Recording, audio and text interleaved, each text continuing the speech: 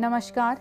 अक्सर ऐसा कहा जाता है कि जल्दबाजी बने बनाए काम को बिगाड़ देती है और वहीं धैर्य से काम करने वाले लोग आगे बढ़ जाते हैं।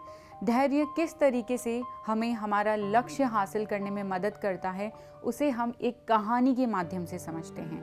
एक दिन महात्मा बुद्ध अपने शिष्यों के साथ जंगल में भ्रमण कर रहे थे। कुछ दूर चलने पर उन्हें प्यास लगी। तब उन्होंने अपने एक शिष्य से कहा कि वत्स, मुझे बहुत प्यास लगी है, मेरे लिए पास की नदी से जल भर कर लाओ। वह शिष्य एक घड़ा लेकर चल पड़ा। कुछ देर बाद वह खाली हाथ लौट आया और बोला कि मुझे क्षमा करें, मैं आपके लिए जल नहीं लाया हूँ, क्योंकि वह जल अशुद्ध था और मिट्टी के कारण नदी काली पड़ गई थी। कुछ देर बाद महात्मा बुद्ध ने अपने दूसरे शिष्य से जल लाने को कहा। वह भी घड़ा लेकर चल दिया। कुछ देर बाद वह शिष्य साफ जल से भरा हुआ घड़ा लेकर आया। जल पीकर महात्मा बुद्ध ने पूछा कि क्या तुम कहीं और से जल लाए हो? उस शिष्य ने कहा, नहीं, यह जल उसी नदी का है।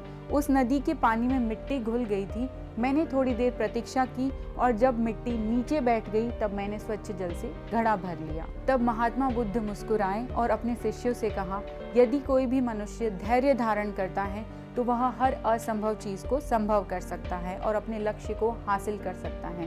तो ठीक इसी तरह हमें भी हमारे जीवन में धैर्यवान बनना चाहिए, क्योंकि धैर्य जीवन के लक्ष्य के द्वार को खोलता है और वहीं जल्दबाजी उस द्वार को हमेशा के लिए बंद कर देता है। तो हमेशा याद रखिए कि आपकी विकट या मुश्किल परिस्थिति में धैर्य ही आपका सबसे बड़ा मित्र होता है, क्योंकि धैर्य हमारे मन को शांत रखता है और सोचने की क्षमता को बढ़ाता है और आगे बढ़ने के लिए प्रेरित करता है। धन्यवाद।